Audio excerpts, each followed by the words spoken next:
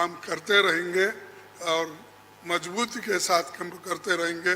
इसको ढीला करने की कोशिश मोदी जी कितना भी कोशिश करे, हम वो डरने वाले नहीं हैं।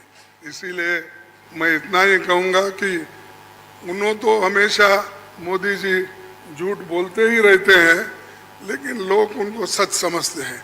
आप समझ लीजिए कि जितनी पार्टियां एकजुट होकर के काम कर रही हैं, तो आप अच्छी तरह जान लीजिए कि अब इसी का नतीजा होगा कि अभी जो केंद्र में हैं अब वो हारेंगे, अब वो जाएंगे, ये पक्का जान लीजिए। ये अलायंस कुछ चंद 26, 27, 28 केवल पार्टियों का अलायंस नहीं है। ये इंडिया अलायंस इस देश के 140 करोड़ लोगों का अलायंस है और ये लोग एक साथ आए हैं। देश के लोग इकट्ठे हो रहे हैं और बहुत बड़ी संख्या में लोग इकट्ठे हो रहे हैं और देश के लोग इकट्ठे हो रहे हैं 21वीं सदी के भारत का निर्माण करने के लिए। दो महत्वपूर्ण बातें डिसाइड की गई। पहले के एक कोऑर्डिनेशन कमेटी होगी और दूसरी कि जल्दी से जल्दी जो सीट शेयरिंग का मामला है उसको हम डिस्कस करके उसमें हम रेजोल्यूशन निकाल देंगे।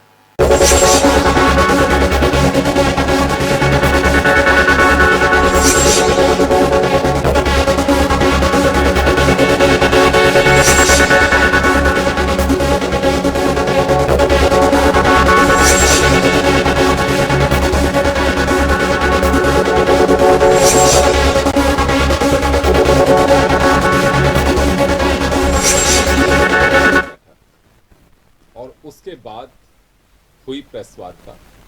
तमाम नेताओं ने एक ही बात कही है कि भ्रष्टाचार और अहंकार के खिलाफ हम लोग एकजुट हुए हैं। मुद्दा ये नहीं है कि चेहरा कौन होगा और सीट शेयरिंग क्या होगी। हमें आपस में बिठाने की, हमें बरगलाने की भरपूर कोशिश की जाएगी, तोड़ने की कोशिश की जाएगी, लेकिन 140 करोड़ जनता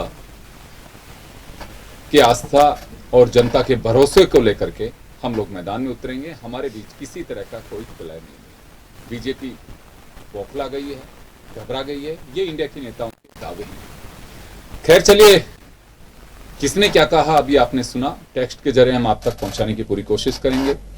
3 रेजुलेशंस इसमें पास किए गए हैं और उसको लेकर कहा गया है कि जुड़ेगा भारत, जीतेगा इंडिया। ये इनका टैगलाइन रहेगी। तो चलिए हम चर्चा शुरू करेंगे। हमारे साथ नितिन सारस्वत कांग्रेस से हैं और सुरेश गर्ग हमारे साथ भाजपा से हैं। दशरथ सिंह हमारे सहयोगी हमारे साथ में जुड़े हुए हैं। नितिन, सबसे पहले आप ही के पास में आना चाहूंगा मैं। 28 दल साथ में आए, सबको प्रेस कॉन्फ्रेंस करने की एक तरह से अवसर दिया गया।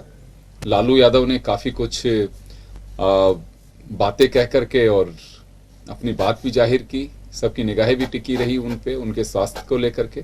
लेकिन मजमून ये रहा कि मोदी के सामने 28 दल अपनी ताल ठोकेंगे और इस बात की आशंका जाहिर भी की गई है कि तोड़ने की कोशिश की जाएगी, हम लोगों को पीछे धकेलने की कोशिश की जाएगी, लेकिन हम लोग मजबूत हैं। लेकिन ये मजबूती कायम रहेगी लोकसभा चुनाव तक? देखिए योगेंद्र जी, सबसे पहले मैं बताना चाहता हूँ, मोदी के खिलाफ नहीं, 38 दलों के खिलाफ 28 दल है। मोदी जी खुद 38 दलों को इकट्ठा किए हैं। जैसे जैसे उन्हें दिखने लगा कि इंडिया जुड़ रहा है, वो खुद 38 दल, जिनके आपने नाम भी नहीं सुने होंगे, उनको इकट्ठा करके अपनी ताकत दिखाने में लगे हुए थे। और दूसरा आपने देखा, जैसे जैसे इंडिया की बैठक हुई, 2 बैठक हुई, उसके बाद में 200 रुपये आपका सिलेंडर सस्ता हो गया। आपने ये देखा कि ये मानते ही नहीं थे कि महंगाई कोई मुद्दा है, बेरोजगारी कोई मुद्दा है, आज जो सांप्रदायिक तनाव है वो कोई मुद्दा है, आर्थिक असमानता कोई मुद्दा है। जिस तरीके से करप्शन हमने कल देखा, $1 बिलियन का अडानी जी के यहाँ से देश से बाहर गए और फिर दोबारा जिस तरीके से राउंड शिपिंग के तहत यहाँ पे आए, उस पर कोई मंत्री, कल प्रेस कॉन्फ्रेंस के बाद में आप देखिए कोई भी मंत्री बचाव में नहीं उतरा है। नहीं तो आप बचाव में उतरते थे, अडानी जी के बारे में का कोई मंत्री आके नहीं बोला। तो मैं आप देख रहे हैं कि जो सच में जो इश्यूज है, जो आम जनता के जो इश्यूज है, वो अब धीरे धीरे सामने आने लगेंगे और जैसे जैसे इंडिया मजबूत होगा, ये मुद्दे, जो आम जन की जो आवाज है, वो आपको रिफ्लेक्ट होती हुई दिखाई देगी। जी सुरेश जी, आपके पास मैं आना चाहूंगा। मजमून साफ है, एजेंडा साफ है कि मोदी सही, यानी कि एनडीए के खिलाफ इंडिया का गठबंधन इस चुनाव में पूरी ताल ठोकेगा और सबने कह दिया है कि चेहरा कौन होगा ये मायने नहीं रखता, चेहरा सिर्फ ये मायने रखेगा कि हमें अहंकार, भ्रष्टाचार के खिलाफ ताल ठोकनी है, और ये इंडिया के नेताओं का दावा था। योगेंद्र जी, मुझे ये समझ में नहीं आया कि कांग्रेस हमेशा विदेशी एजेंसी के ऊपर विश्वास क्यों करती है, इंडिया की एजेंसी पे क्यों नहीं विश्वास करती है। कल ओसीसीआर की रिपोर्ट है, ओसीसीआरपी की जो रिपोर्ट है उस पे ये विश्वास कर रहे हैं, और वो कितने साल पुरानी है, जब 2014 से पहले की जो रिपोर्ट है उसके ऊपर ये विश्वास कर रहे हैं। लेकिन ये राजस्थान, इंडिया की जो जुडिशरी है या फिर सेबी है या और भी संवैधानिक संस्था है, उन पर विश्वास नहीं है इनको। क्यों नहीं है? इसका मतलब है कि इनके पास में कहीं विदेश से फंडिंग तो नहीं आ रही, इनके पास कहीं विदेश से जॉर्ज सोरोस जो हिंदुस्तान के विरोध में खड़ा हुआ है, उस फंडिंग से जो वहां से हिडनबर्ग की जो रिपोर्ट आई है या ओसीसीआरपी जो आई है, उन पर तो इनको विश्वास है, लेकिन हिंदुस्तान की जो एजेंसी उन पर विश्वास नहीं है। तो ये क्या है? इसका मतलब है कि ये जब इनके फेवर में कोई डिसीजन आ जाता है तब तो इनको लोकतंत्र में विश्वास आ जाता है, जब इनके फेवर में डिसीजन नहीं आता है तो ये जुडिशरी पे क्लेम करने लग जाते हैं, जुडिशरी भ्रष्टाचारी है, ये चीज। इस तरह का आरोप लगाना ये अच्छी बात है क्या? आप लोकतंत्र में विश्वास करते हो तो लोकतंत्र आइए ना, चुनाव में आइए, मैदान में, जनता आपको सबक सिखाएगी, जनता देगी कि क्या निर्णय है, जनता के पास बीच में जाइए ना। जहां करप्शन की बात कर रहे हो, करप्शन तो आपके नस नस में बचा हुआ है। जब से कांग्रेस बनी है तब से भ्रष्टाचार चरम सीमा पे। इनके नेता ने खुद ने बोला कि 1 रुपया चल के 85 पैसे करप्शन में जाता है। लालू यादव जेल में गए हुए हैं, केजरीवाल के 2-3 मंत्री अभी भी जेल में पड़े हुए हैं, इसके बावजूद भी करप्शन की बात कर रहे हैं कि सब करप्शन के विरोध में हम इकट्ठे हुए। अरे भाई, करप्शन के तो जननी है ही कांग्रेस, आम आदमी पार्टी या लालू की पार्टी, तो कैसे आप इस चीज को कह सकते हो? तो भैया, ये जो घमंडिया गठबंधन है, इससे कुछ होने वाला नहीं है। भारतीय जनता पार्टी 2023 और 2024 के अंदर क्लीन स्वीप करने वाली है। और आपने सर्वे भी देखा होगा, आज तक के अंदर सर्वे आया, और भी कई एजेंसी है 306 सीटों से ज्यादा भारतीय जनता पार्टी को दे रहे। तो कहां मतलब ये चीज, आप तो ये फिर नेताओं की बात करते हैं कि सब नेता, अरे सब अपने अपने दल वाले अपने अपने आदमियों को मुख्यमंत्री बनाने की बात कर रहे हैं, तो कहां से कैसे खींचे? तो भाई अभी तो आप ये तो सोचो, और आपके जहां जहां भी मीटिंग हुई वहां से आपके आदमी टूट के चला जाता है या पीछे हटने की कोशिश करता है। आम आदमी पार्टी जब कर्नाटक के अंदर हुआ तो वो चली गई थी, इससे पहले तो ये केवल आपस में बार्गेनिंग करने के अलावा, आपस में एक दूसरे की बार्गेनिंग करने के अलावा कुछ भी नहीं है। गठबंधन नाम की कोई चीज नहीं है, केवल ये भ्रष्टाचारियों का एक संगठन है जो केवल गुमराह कर रहे हैं जनता को। लेकिन ये जनता गुमराह होने वाली नहीं है। 2024 के अंदर मोदी जी आएंगे, जीतेगा कमल, खिलेगा कमल।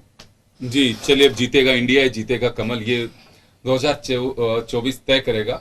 और एक चीज आपने कही कि जो इनके मन मुताबिक अगर विदेशी अखबारों में खबर छप जाती है तो उसे तो अप्रिशिएट करते हैं। तो आपको नहीं लगता हर राजनीतिक दल यही करता है?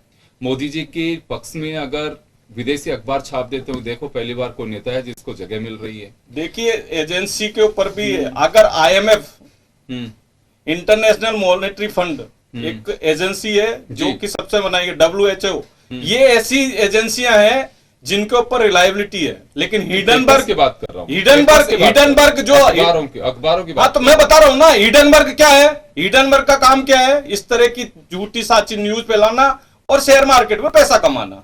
जॉर्ज सोरोस का क्या काम है? भारत को बदनाम करना।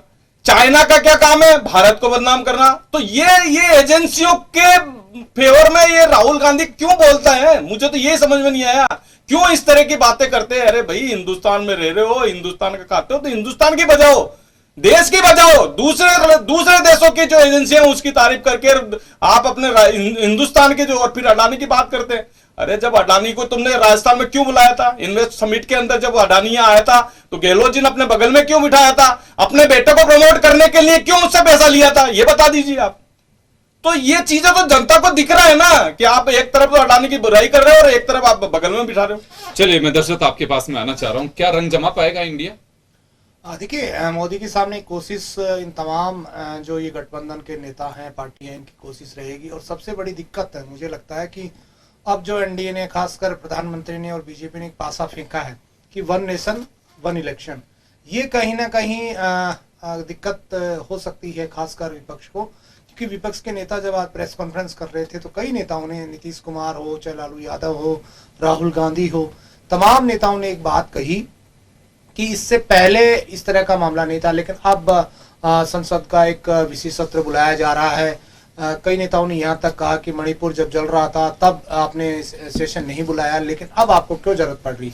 कुल मिलाकर उसके पीछे भी मकसद, हालांकि सेंट्रल गवर्नमेंट या बीजेपी का क्या एक अलग विषय, हालांकि जब वो सेशन होगा तब तमाम बातें सामने आएंगी, लेकिन अब इंडिया ने भी कह सकते हैं इसके खिलाफ एक तैयारी शुरू कर दी है। कई नेताओं ने आज प्रेस कॉन्फ्रेंस में ये कहा कि आज से हमें तैयारी करनी चाहिए कि इलेक्शन कभी भी हो सकते हैं, यानी कि एक साथ जब इलेक्शन होंगे तब दिक्कतें अलग प्रकार की होंगी, और जब अगले साल जब इलेक्शन होंगे आप चुनाव, तब अलग प्रकार की दिक्कतें होंगी।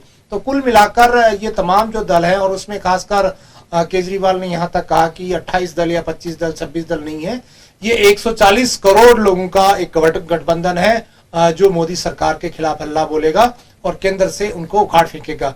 कुल मिलाकर आने वाले दिनों के अंदर ये जो बैठकें हैं या रैलियां हैं, ये इस तरह के कार्यक्रम हैं। एक उसमें ये भी कहा कि अलग अलग स्टेट्स हैं, वहां पर ये गठबंधन के लोग जाएंगे। हालांकि अभी भी संशय बना हुआ है कि इसका संयोजक कौन होगा।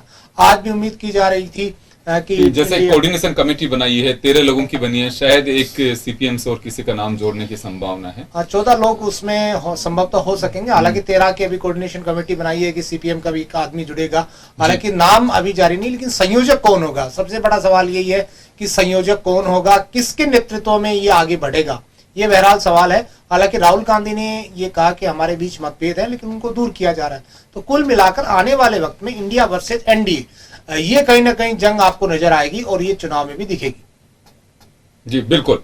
एक बात निकल करके यह भी आती है कि मजबूती का आधार क्या होगा, लेकिन जिस तरह से चाहे वो नीतीश कुमार हो, चाहे लालू यादव हो, शरद पवार हो, या फिर दूसरे नेता हो, अरविंद केजरीवाल हो, कि सबसे बड़ी बात यही आती है कि क्या केजरीवाल कांग्रेस के साथ में अपनी पटरी बैठा पाएंगे। लेकिन उन्होंने साफ कहा है कि हमारे बीच किसी तरह का कोई मतभेद नहीं है, ना अगर हमें सीट शेयरिंग पे भी कहीं किसी को अगर कुछ त्याग करना होगा तो हम करेंगे। यही बात राहुल गांधी ने कही है, दूसरे नेताओं ने कही है। लेकिन कहना और उसके बाद की स्थितियां बनती हैं, उस पर सबसे बड़ी गौर करने की बात होगी। नितिन, एक सबसे बड़ी बात अभी एक भरोसे की है। देश में चर्चा यह है कि गठबंधन एक साथ रुक पाएगा क्या चुनाव तक, क्योंकि आप कहेंगे, आपकी पार्टी के तमाम नेताओं के सामने ये सवाल पूछे गए थे, उनका भी दावा यही था कि इस सवाल को आप लोग, बिल्कुल जायज सवाल है, लेकिन जवाब भी यही है कि हम सब लोगों के मन ऊंचे करके बात को आगे बढ़ाइए, और इसी वजह से आज हम सब लोग बैठे हुए हैं। लेकिन जनता है, जनता के सवाल हैं, उनका जवाब भी होगा। देखिए योगेश जी, सबसे पहली बात है कि ये गठबंधन जनता की तरफ से आवाज आई। जब 31% के बहुमत के साथ नरेंद्र मोदी जी प्रधानमंत्री बने तो 69% लोगों ने, जो उन्होंने वादे, जिनको बाद में इन्होंने जुमले कह दिया था, उस पे उस समय 69 उस समय भी नहीं चाहते थे कि वो बने। उसके बाद में लगातार आपने चाहे 2 करोड़ रोजगार की बात हो, काला धन 100 दिन में लाने की बात हो, अपने 15 लाख खाते में लाने की बात हो, आय को दुगना करने की बात हो, किसानों की बात हो, आम आदमी की बात हो, हर तरीके पेट्रोल डीजल को सस्ता करने की बात हो, डॉलर और रुपीस का कंपैरिजन की किस तरीके से गिर रहा है, ये सब बातें लगातार जमीन पे धूमिल साबित हुई और ये जुमला कह के उसको अलग हो गए। और फिर आपको पता है कि किस तरीके से 2019 में किस माहौल के अंदर एक इलेक्शन हुआ। अब ये बात कर रहे हैं कि भ्रष्टाचार की, ये भ्रष्टाचार की बात करते हैं। बताइए कौन से लोग जो कहते थे कि ये चक्की पिसिंग करेंगे, आज उनको मुख्यमंत्री बता दिया। 70,000 करोड़ का आरोप प्रधानमंत्री 3 दिन पहले कहते हैं, और उसके बाद में क्या नाम से उन्हीं को बड़े बड़े पदों पर नवाजा गया। अब ये राजस्थान में भ्रष्टाचार की बात कर रहे हैं। बताइए भ्रष्टाचारियों को विधानसभा में बिल लाकर बचाने वाले लोग आज भ्रष्टाचार की बात कर रहे हैं। खुद कैलाश मेघवाल जी ने अभी बताया कि अर्जुन मेघवाल जो कितने बड़े भ्रष्टाचारी हैं, वो किस तरीके से बड़े मंत्री पद पे नवाजे गए हैं। तो भ्रष्टाचार की बात अगर भाजपा करती है तो बहुत बड़ी बात लगती है। अब ये बात बोलते हैं कि एजेंसीज की बात करते हैं। आज तमाम रिपोर्ट है, आज चाहे तमाम इंडेक्स हैं, चाहे प्रेस फ्रीडम इंडेक्स है, हंगर इंडेक्स है, चाहे किसी तरीके के कोई भी इंडेक्स है, आज उस सारे इंडेक्सों में आज क्या हालत है हमारी, आप देख सकते हैं। मोदी गवर्नमेंट में किस तरीके से हम लोग हर इंडेक्स के अंदर नीचे आए हैं। ये कह रहे हैं कि आप विदेशी एजेंसी पे भरोसा करते हैं। आप कैसी बात कर रहे हैं? केवल अडानी, जहां पे आम आदमी की आय कम हुई है, आज किसान हमारा 27 रुपए दैनिक आय पे आ गया, जो 42% रोजगार देता है इसके अंदर, पूरे देश के अंदर,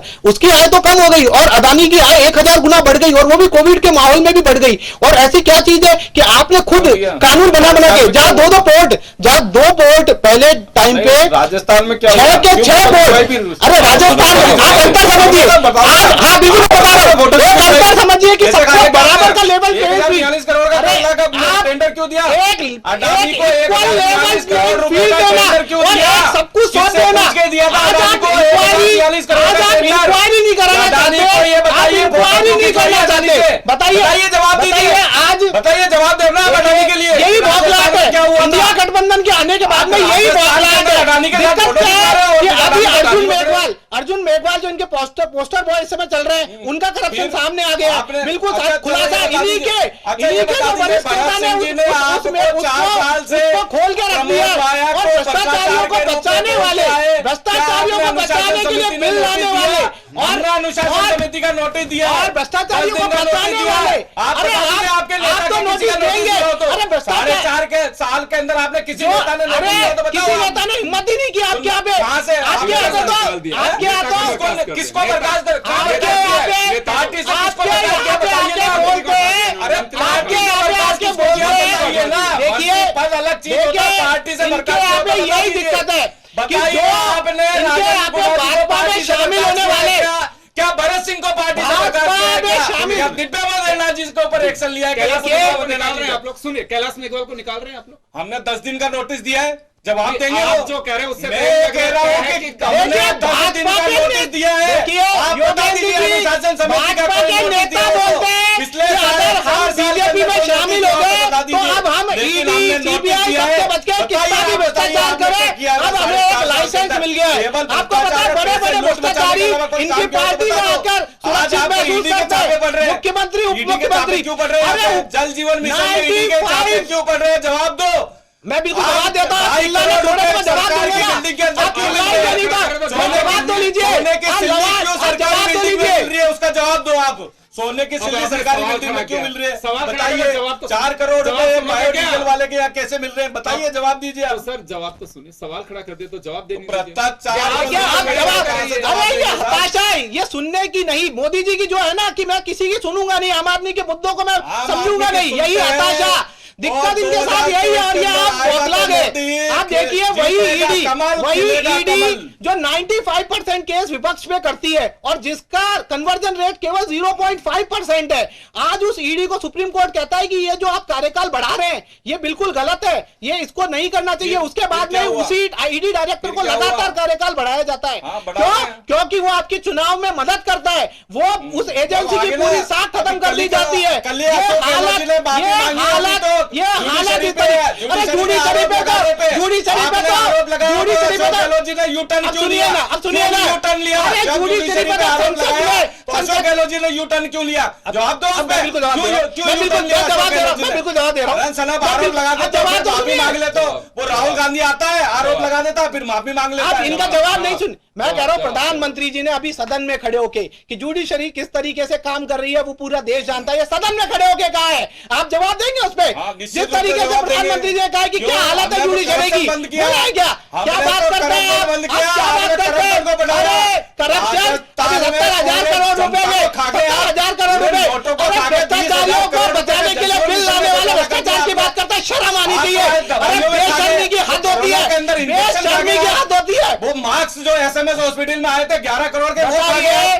बताइए योगेंद्र जी, भ्रष्टाचारियों को बचाने के लिए विधानसभा में बिल लाने वाले बेशर्मी से भ्रष्टाचार की बात कर रहे हैं। अरे बेशर्म लोगों, 70,000 करोड़ के आरोपी को मुख्यमंत्री यहाँ पे ये दरी बिछाते हैं और 70,000 करोड़ रुपए का 70,000 करोड़ का घोटाले वाला मुख्यमंत्री बन जाता है। यहाँ ये दरी बिछाते हैं और वहाँ पे भ्रष्टाचार है राजस्थान के अंदर। देखिए, मुख्यमंत्री जी एक्सेप्ट कर रहे हैं, पश्चिम बंगाल के अंदर पश्चिम बंगाल के अंदर दरी बिछाते हैं और वहाँ पे कानूनी कार्रवाई की आपने। देखिए कितनी बड़ी बात किसके है। ऊपर कानूनी कार्रवाई की और अभियोजन स्वीकृति क्यों नहीं देते हो आप? जब अरे अभियोजन स्वीकृति में एसीबी ने सबसे ज्यादा हमारे टाइम में कार्य बात करते हो, आप क्या बात करते हो? किसानों NRIयों को कुर्की हो गई आपके झूठे वादे की वजह से।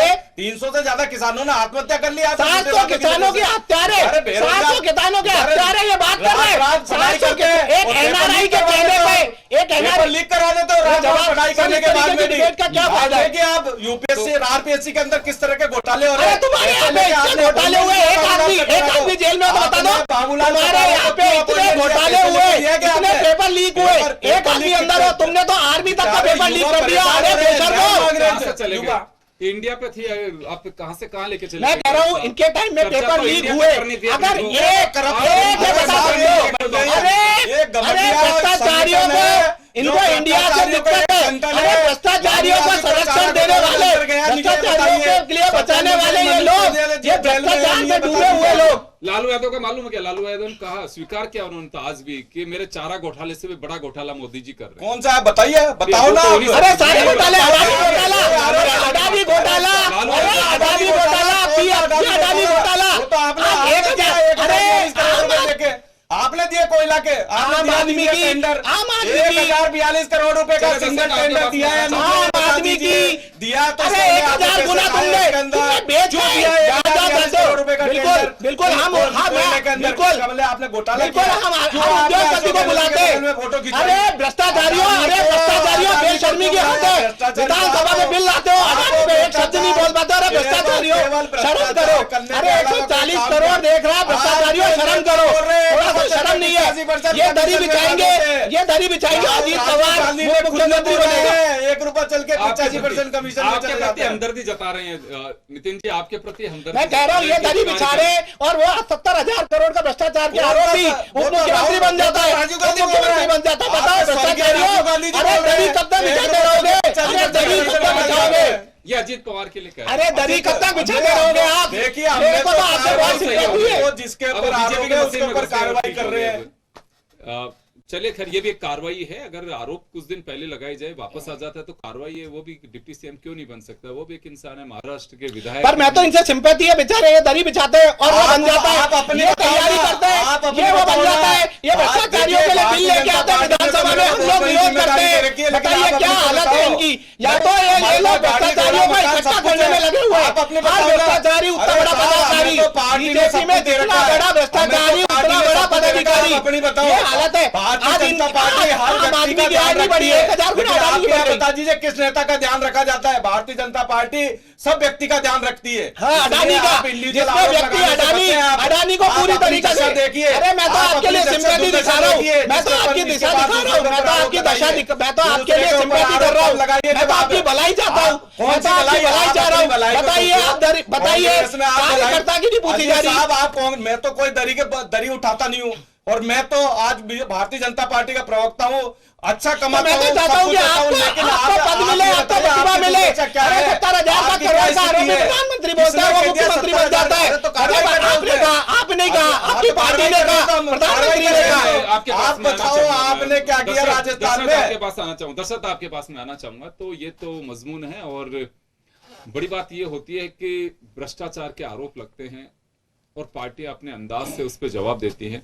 एक पार्टी को लगता है कि भ्रष्टाचार पे मुझे बोलने के बजाय सामने वाले को अगर उंगली दिखा दूंगा मैं, या सामने वाले पर आरोप लगा दूंगा, तो शायद उससे बच जाएंगे, ऐसा लगता है। देखिए निश्चित तौर पे भ्रष्टाचार एक ऐसा मुद्दा है जिसमें देश की सरकारें चली गई। ये बड़ा इशू है। जब यूपीए के टाइम हमने देखा कि जो कोल के या अनेक जो आरोप लगे, मंत्रियों की कुर्सी गई, और उसके बाद में एक मैसेज कहीं ना कहीं जनता के बीच गया, और उसके बाद में प्रधानमंत्री मोदी बने।